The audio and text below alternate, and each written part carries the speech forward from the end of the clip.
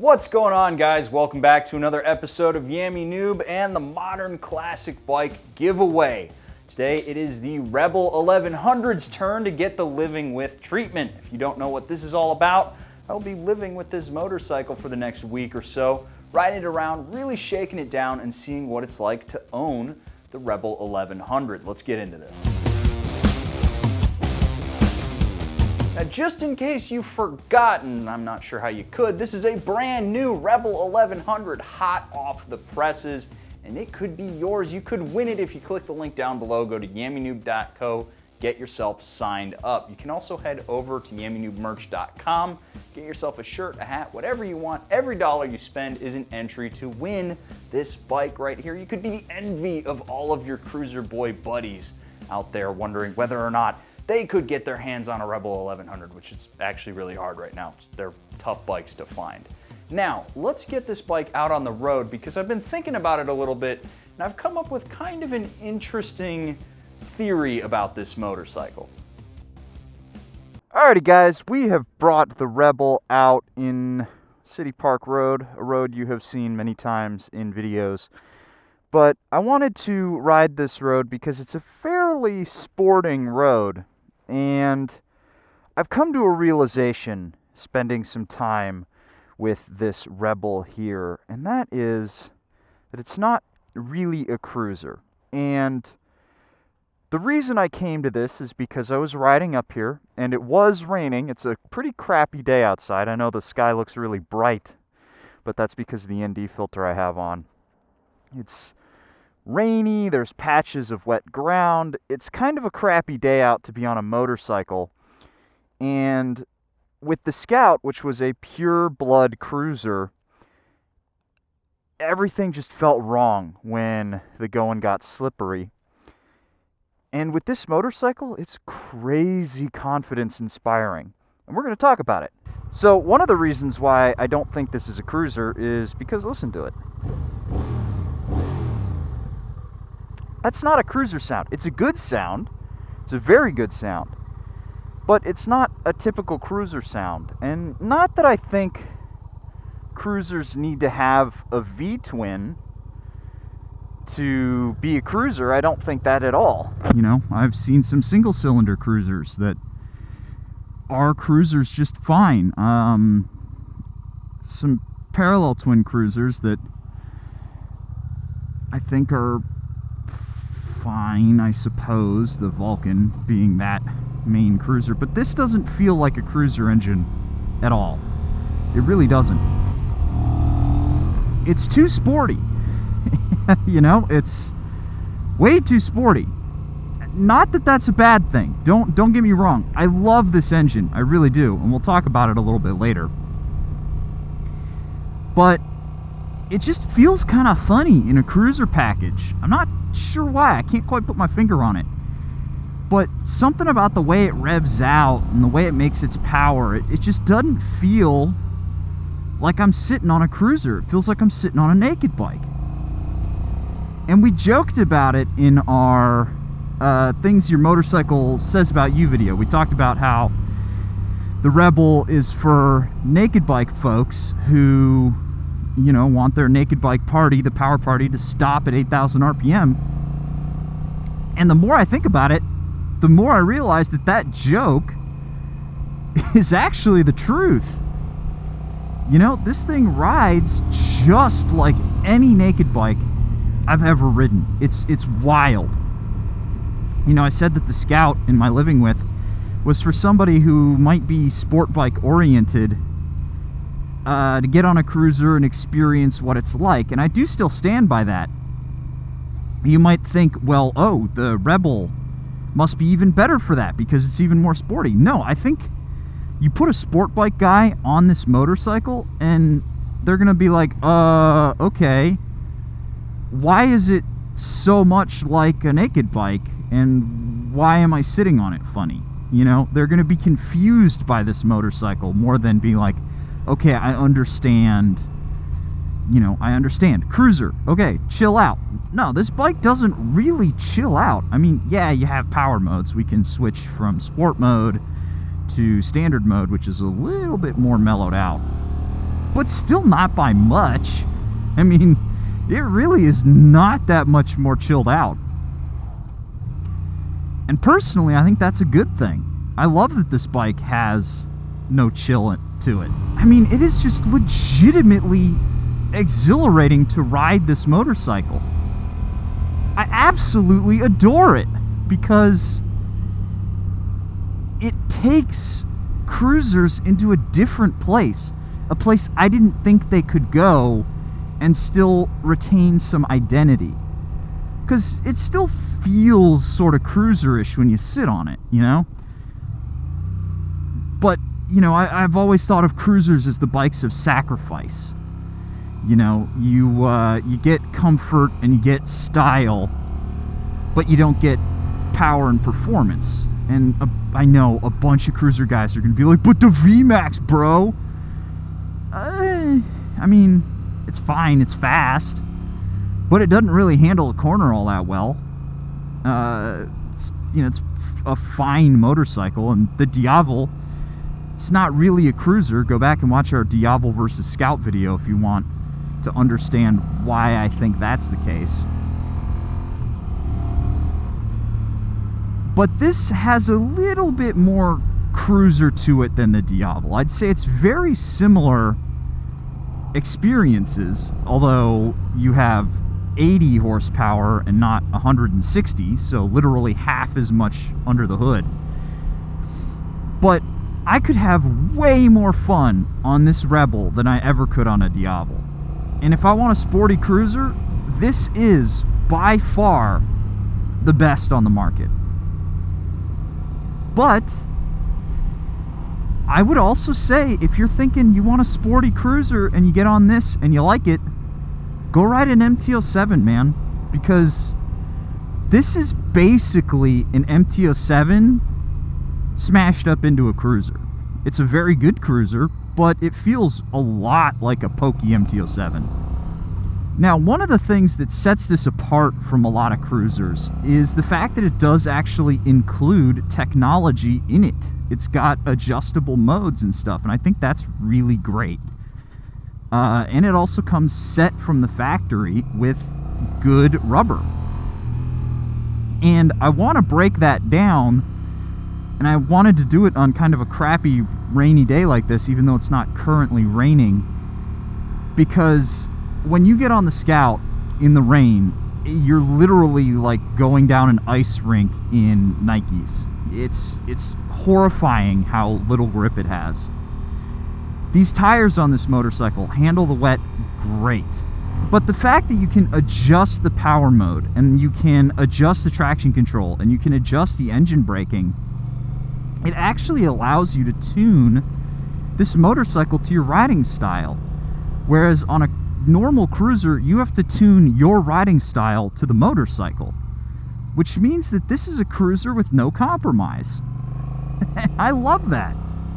I love the fact that we now have a cruiser that, yeah, it doesn't really feel like a cruiser, but it just doesn't compromise in anything.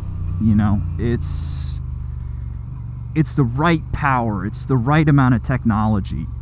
I'm probably sounding a little bit effusive about this motorcycle, but every time I get on it, I fall more and more in love with it, because it's everything that I wanted to make our Sportster when we had it.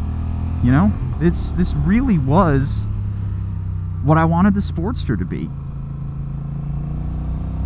Now, this motorcycle is not perfect, as much as I would love it to seem that way. This motorcycle is not a perfect bike. No bike is perfect, so let's get it in the shop and break down some of my favorite things about it and some of my least favorite things, because unfortunately Honda didn't quite knock the leather off the ball. They got it pretty damn close to a home run, but not quite. So let's talk about it in the shop. Alrighty guys, bringing the motorcycle back into the shop, I wanted to talk about some of the things that I love about this bike and some of the things that I don't, because yeah, it's a great motorcycle, but it does have some flaws to it. And I want to start with probably one of the things that's the most divisive about this bike, and that's the looks. It's basically a Sportster, but kind of run through the modern Honda lens. And I could see how this look would turn a lot of people off. One of the things that I don't love about it is the way this headlight looks. I'd have gone more with the typical Daymaker look that Harley has, as opposed to these 4 Cyclops eyes. It looks a little bit funny, but you know what? When you're on the bike, you don't see the headlights so much. You don't really see the tail. You don't see all of the frame rails and stuff. It feels so much better to ride than it does sitting here next to a bunch of other bikes. If you line this up with a bunch of Harleys, it wouldn't look all that great, unfortunately. Now, my favorite thing on this motorcycle, bar none, the standout feature of this bike is this engine right here. Poached right from the Africa Twin. This thing makes a great sound. It delivers a ton of torque. It is super playful, and if you're not careful, it can actually get away from you. This is a properly powerful engine, and it is phenomenal in this package. Now, one of the things that bothers me about this motorcycle is its ergonomic setup. It's actually a pretty comfortable fit for a guy my size. I'm 6'3", 6'4" in my boots, and it's a decently comfortable place to sit. I don't feel like I'm dwarfing this motorcycle when I'm sitting on it. Might look different to you on the camera, but when I'm sitting on this bike, it feels very comfortable. However, when you're on the road, you end up in this slouch because of the reach to the bars. You normally end up sitting on this motorcycle like this, with your elbows out, almost kind of like on a dirt bike, but that's because you have this weird reach to the bars. A way to get around this is by having some taller bars, of course. Another thing that bothers me is the seat. It has no ass shelf, which is a big bummer. Every cruiser that considers itself torquey and performance-oriented needs an ass shelf to hold you in place. It's easy for this bike to jump out from underneath you, and the seat just isn't all that comfortable for an all-day ride, unfortunately. Rounding out my favorite things on this motorcycle is this suspension. It is way better than it has any right to be. These Showas in the back and that regular right side up situation up front is so well packaged in this motorcycle. Yes, you have preload only on both of these forks, but you know what? It doesn't really matter at the end of the day. You don't need all of that crazy valving and adjustments and blah, blah, blah. This bike is set so well from factory. It can absolutely shred a corner, and you'll be dusting up any other cruiser out there. Rounding out some of my disappointments on this motorcycle, the last thing is the fit and finish is good, don't get me wrong, but for a bike that costs you $9,300, you'd like to see a little bit more here and there. These mirrors are god-awful. You can see wires kind of hanging out in weird places. They're all covered, so there's no miscoloration there. You don't see any blue or green or red wires on this blacked out bike. But it would be nice for these wires to be hidden. I'm glad they didn't go with a full bikini fairing up here, because I really don't dig that look, but there are some more clever ways to hide the wires on here. And also, I mean, the gas tank's really wibbly wobbly. What's going on with that, Honda? So now that we've rounded out my favorite and least favorite things on this motorcycle, I think it's time to get it back out on the road. And this time, because it doesn't have a stupid loud exhaust like the Scout does, we're gonna go spend a full day in the saddle on this motorcycle. I'm gonna take it out for a group ride with some of my buddies, and we're gonna see how it shakes down in your normal everyday riding situation. Alrighty everyone, we are out here with the Honda Rebel at perhaps one of the more recent stops that I've added to these. It's a cute little two-stroke that guy's riding on. One of the most recent stops that I've added to my living widths, this Billy's Beachside right here in Valente. We are going to take the Rebel from here to the end of Cow Creek. Now, if you know anything about Austin, that's about 60-ish miles round trip, I believe, maybe a little bit more.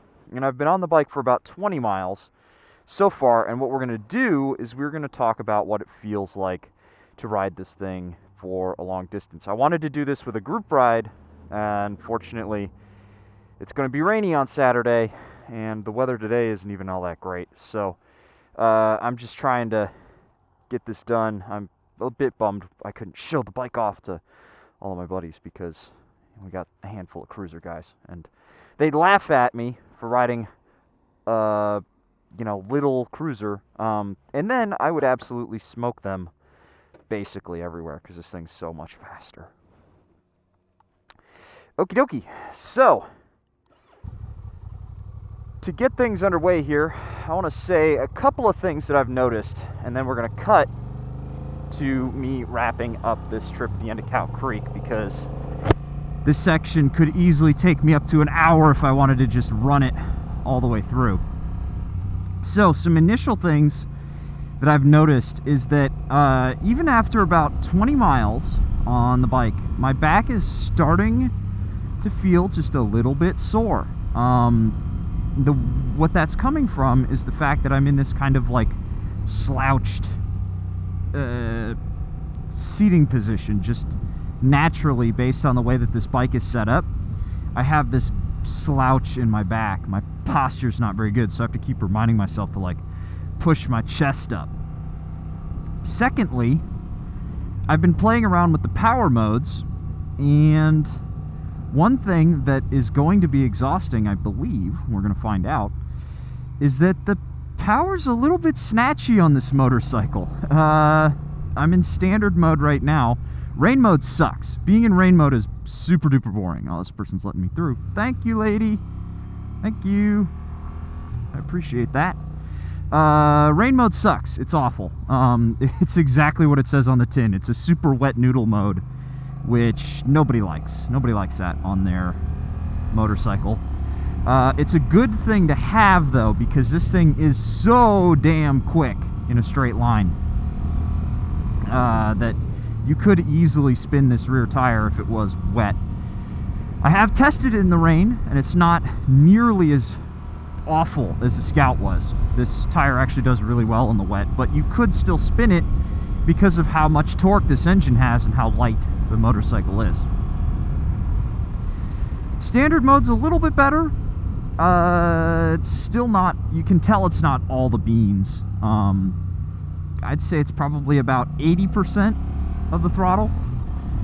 Maybe about 70% of the power is on tap in standard mode, and then you get everything in sport mode. And then you have that user-defined mode, which is that same like 70% rain mode percent, or, you know, full beans, and then you can adjust the engine braking and the traction control to your liking. If we go to the mode on here, user is all power, no traction control, no engine braking. Sport mode, all power, a little bit of engine braking. So we're going to leave it in sport mode for now, because I really want to feel if that engine braking makes a difference. I've been riding around in the user defined with little engine braking, and I'm not sure how it feels, to be honest. So we're going to find out. So other than those initial things, the throttle being a little bit snatchy, which can be tiring on a long day, and the seating position being a little funny and putting a little bit of stress on my back because I'm naturally hunching down. Gotta keep sitting up like this. This bike is basically set up, and we're gonna see what happens after, I don't know, about an hour and a half in the saddle. So I'll catch you guys out on Cow Creek. Alrighty, everybody, welcome to Cow Creek Road out in the middle of hill country. I don't remember the last time I've had a camera out this far, but it has been a hot minute, and I've been on the motorcycle for now about 45 miles. A little bumpy road right there. I've been on the bike for about 45 miles so far all day, and what can I say about my state after, you know, 45 or 50 miles? Well, I could say that I'm feeling all right. I could probably go for about another 100, I could probably do about another 100 miles today, and then I would really want the ride to be over. Probably about another 50 to 75 of those would be truly enjoyable, and then I'd be kind of pushing myself through that last 25, and then by then I'd want the ride to be done. So That's actually not bad, doing about 150 miles in a day on a bike that's completely bone stock. So in that sense, I would say that the Rebel is a pretty good, you know, all-day potential, you know, touring motorcycle if you have a little bit of modifications in there. Which actually brings me to some of the flaws that I've noticed with this motorcycle after sitting on it for, you know, an hour-ish straight so far.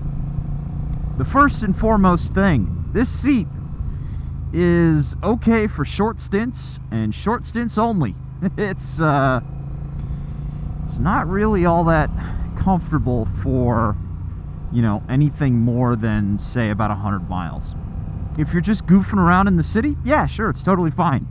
If you're going for a short, twisty road ride, yeah, that's totally fine. Oh, it'll get the job done, no problem. The problem I have with it is that it's a little bit small, and it is missing the ash shelf, which is key thing to have on cruisers. And any cruiser that considers itself performance-oriented, torquey, powerful, needs to have one by default, and if they don't, you've got a problem. You need to get yourself one. If I owned this motorcycle, I would want this seat to be slightly taller and slightly further back. I think I'm a little too close to the tank. I'd like to be farther back on the motorcycle. Not far, maybe about an inch. An inch to 3/4 of an inch, something like that. And that would really help. Raising me up and moving me back would improve the ride for me on this bike significantly. Now, the second thing, which I'm sure you're hearing in my voice, is that the rear suspension, while it is phenomenal in a curve, is harsh over bumps. It's not great. The more severe the bump, the more you just really get pounded in the spine by the seat. And I don't have any preload dialed in on this motorcycle. It's just completely bone stock. So what I would do to fix that problem is I would get myself some slightly taller suspension, maybe an inch or two. Something that's got a little bit more travel, something that'll be a little bit, oh, we got cows, gotta slow down. Oh, we got a lot of cows out today. Well, they did say slow, loose cattle, so let's cool it down a little bit out here. But yes, the suspension. I need to address the suspension on this motorcycle were it to be my own bike. And then if I was going to do real big miles on this bike, I would consider getting a little fairing for it. I would not do big miles on this motorcycle. You could do it though. You totally could. If you're not doing big miles, just stop at suspension and seat, and the motorcycle will be a lot better for you. Some other things that I'm noticing about the bike is that the throttle is really, it's either the throttle or it's the engine braking. And the reason why I think it might be the engine braking is because now that I have it dialed out for the user setting, it feels a little bit better. But if you roll off the throttle and kind of back on and off, if you're like doing this, which you really shouldn't be, but you know, sometimes you do. Sometimes you're not super smooth with the throttle. The bike can be, whoa, there we go. That's what I'm talking about. The rear suspension, it really pushes you up over some of these bumps. Good grief. The throttle's pretty herky-jerky. It's really easy for the bike to really pick up and go. So if you don't have a smooth throttle hand,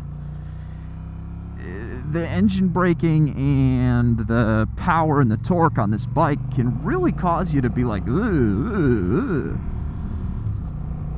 kind of get yourself some whiplash going. I think my theory with that is that the bike is tuned really, really lean from the factory. Now, if you saw the video, oh my goodness, these bumps. If you saw the video where we pulled the exhaust off this motorcycle just for, you know, kicks and giggles, it didn't really run right. It ran crazy lean. and you would get the same kind of crazy lean situation with a slip-on. So I really do think, regardless of whether you go full system or slip-on exhaust, that you owe it to yourself to get yourself a power commander or any other fuel controller for this bike, just to richen it up a little bit. And that'll help with the herky-jerky on-off throttle a little bit. It'll help, I believe, with the engine braking a little bit. And it'll keep this bike cooler, because this bike is running pretty toasty. I don't feel it so much as a rider, but I can tell that the bike is running hot just because. Like, I'm sitting at a stoplight and I'll see like heat shimmer coming off the tank, or coming out from under the tank. Bike runs really hot. So I really think that you should get yourself a fuel controller for this here motorcycle.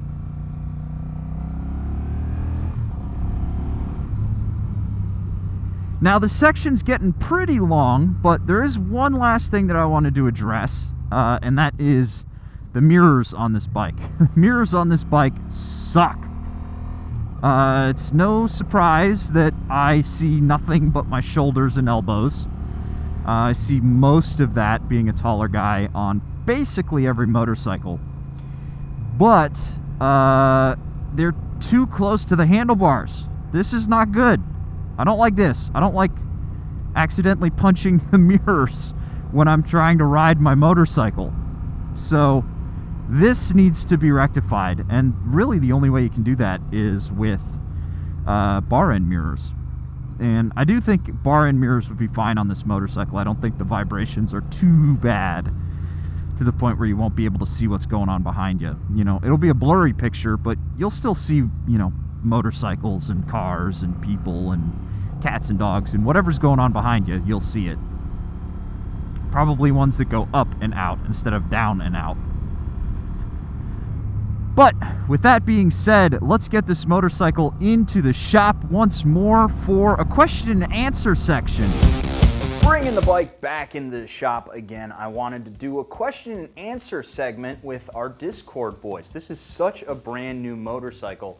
A lot of people have a lot of questions about it, so I figured it would be fun to just do a bunch of them rapid fire. We're gonna do as many as I can in like 5 or 10 minutes here, just trying to get through them, answer as much as we can, and get as much information about a brand new motorcycle out there as possible. So let's dive right in with Vertas331, who asked, what's the viability as a touring bike?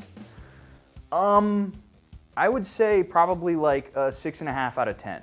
Right now, the way it's set up, you could do bigger miles on it if you wanted, but I think it definitely needs a windscreen, which I believe they're releasing a version with a windscreen later on. You would want a better seat for sure. You'd probably want to raise the rear suspension or deal with the handlebars just to change the ergonomics a little bit, and you'd want bags on the back there for sure. So those mods would make it a lot better, but you could definitely cruise with this thing all day if you wanted to. I think I just proved that. Next up, we got Toaster, the Vitpillin boy. Would it be a good bike for a returning rider? Yes, absolutely. This is a great returning rider motorcycle right here. X Vitpillin 701. We got a lot of Vitpillin guys in the Discord apparently.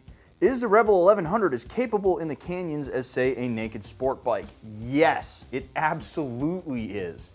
You can definitely go searching for the pegs on this thing and do it with very great confidence. It's surprising how good this motorcycle is around a corner.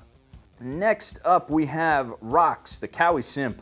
What 3 mods would you do if you purchased this for yourself?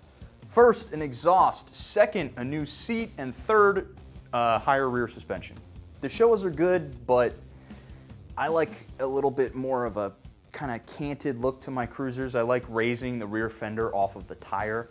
I think it just looks a little bit more stout, a little bit more aggressive. I like the kind of clubbed out dyno look where the dynos are jacked up in the rear. Just a personal taste thing.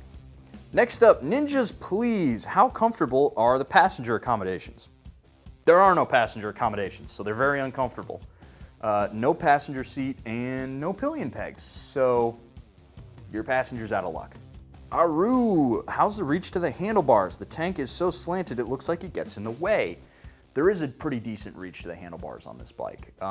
You would definitely want to get either some longer sweeped bars or change your seating position or something. The setup here is a little funny. Squid Ceviche, can you add chrome to it so it can look more like a Sportster? This is probably mostly facetious, but I do think that adding a little bit of color to this motorcycle would help. I think it's strange that the down tubes on the forks are just blacked out. I thought they would come chrome. It would be nice to have a splash of color on this bike. It is so blacked out that I think they were aping the Sportster a little too hard. I think it's okay to have some chrome on your blacked out motorcycle. It's the, how much chrome you have. You don't want too much, you don't want too little. This is a little too edgelordy, I think. Millennial Malaise, for someone new to cruisers, is the Rebel 1100 adequate representation of the segment compared to the offerings from Harley and Indian? Yes, absolutely, totally. This thing stacks up super well against a Sportster, really well against a Scout. I think it's probably not for a typical cruiser rider. I think it's probably a good way for somebody to transition actually from being a cruiser boy into a sport bike boy. That's kind of the opposite of the Scout in that way. Blauder, does the bike feel like a bored out 500, or is the chassis different enough so that it feels like a different bike, i.e. not how the Sportster 1200 feels compared to an Iron 883? This is a great question. This does not feel like a Rebel 500 at all. This thing is its own beast. Yeah, it looks like a Rebel 500, but it's not like the Sportster where it's literally just a bigger engine. This thing has so much more personality, so much more character than the 500 has. It's almost like it's a completely different class of motorcycle. It's a little weird that they gave it the Rebel look, but I understand why they did, to expand the family. But this is an odd man out. Caslab. Okay.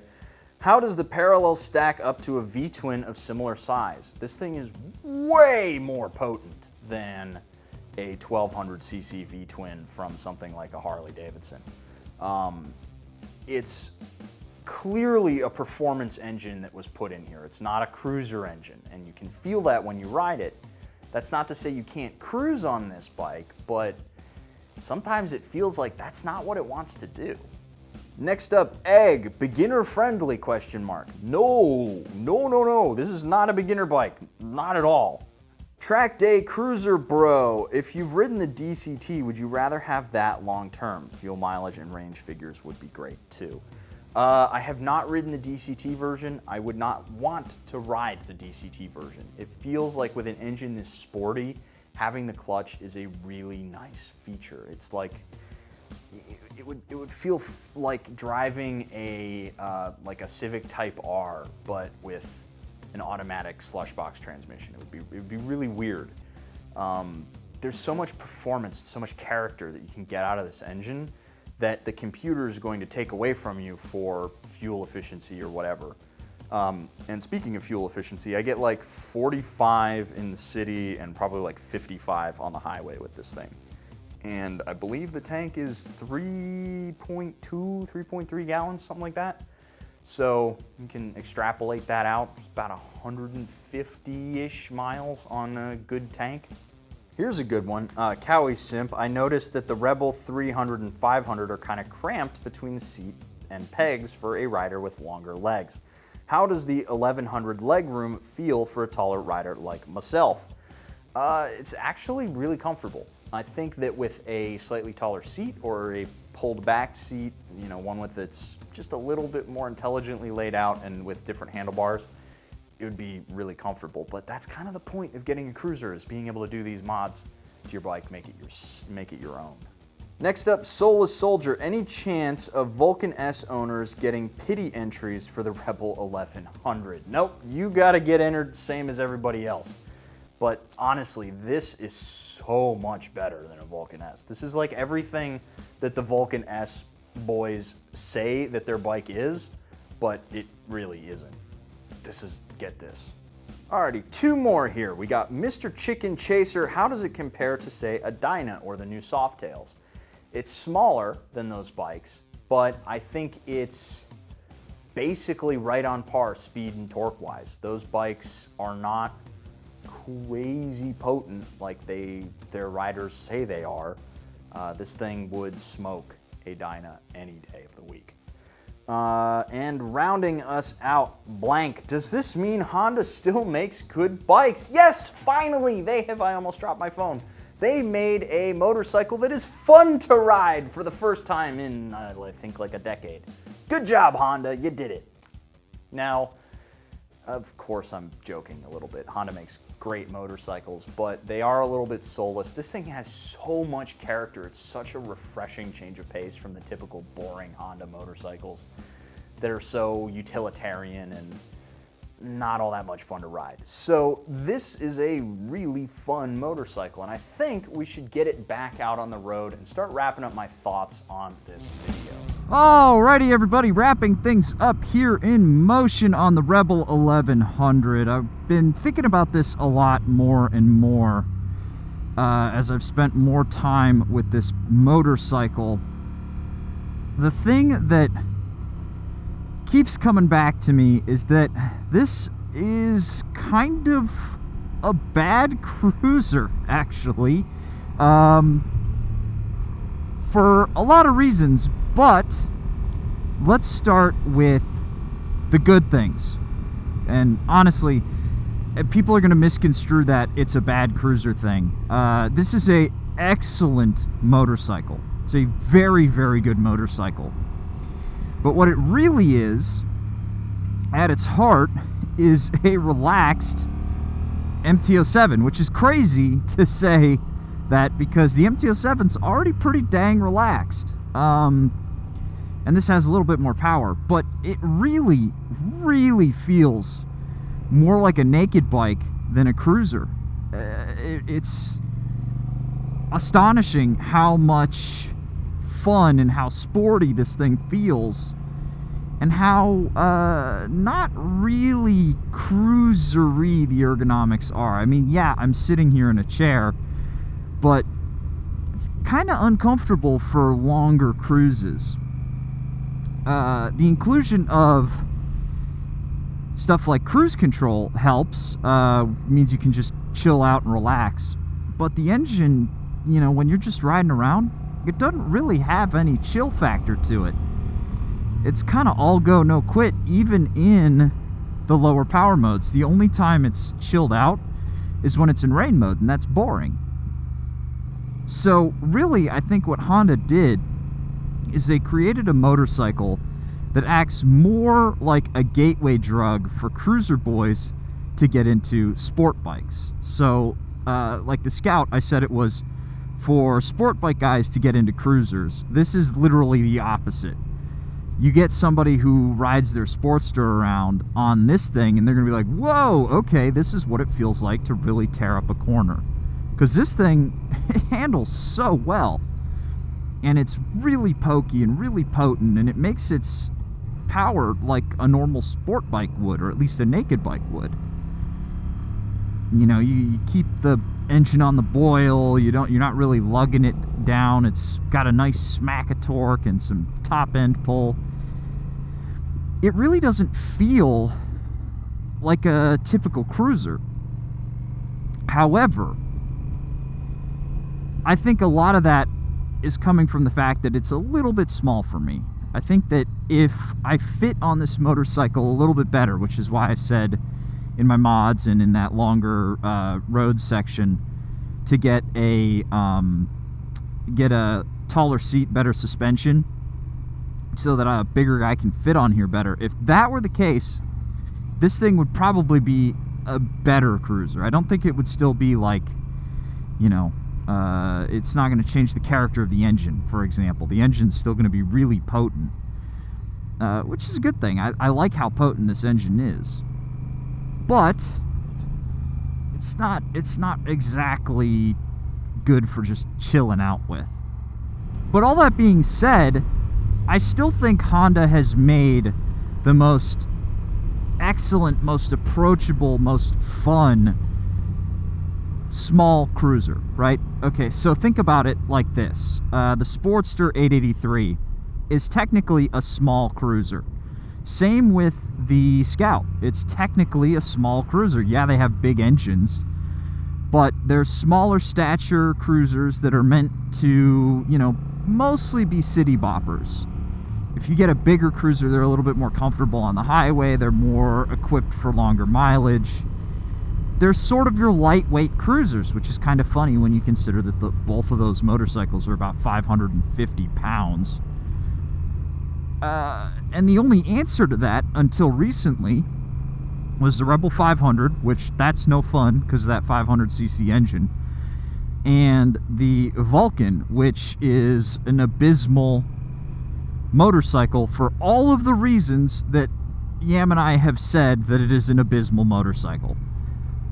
This is the perfect answer to that middleweight or that lightweight cruiser question, which usually gives you a compromised motorcycle. You know, normally the bikes in those middleweight cruiser segments are, again, middleweight, they're lightweight cruisers. It's still really weird to think of the Sportster as a lightweight cruiser.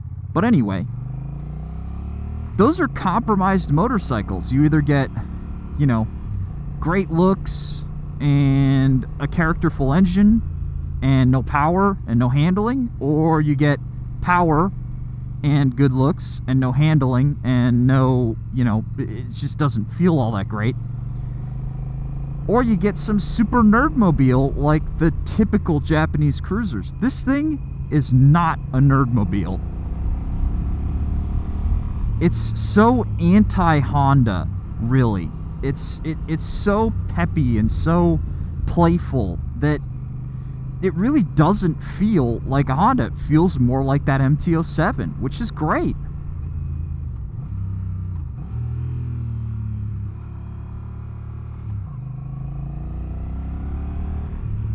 So if you are out there looking for a motorcycle in that lightweight cruiser category, I honestly think that this kind of trounces them all. It allows you to do everything that a Sportster and a Scout would do, while also being able to take it down a twisty road.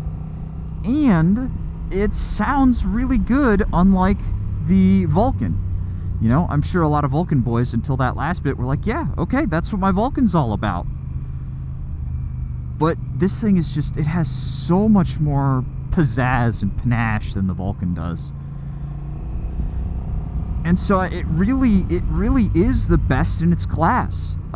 It's not perfect, don't get me wrong, it's not a perfect motorcycle, but for $9,300, man, this is a perfect option.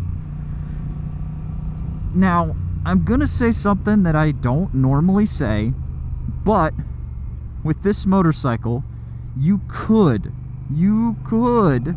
start on it if you're responsible enough to leave it in rain mode.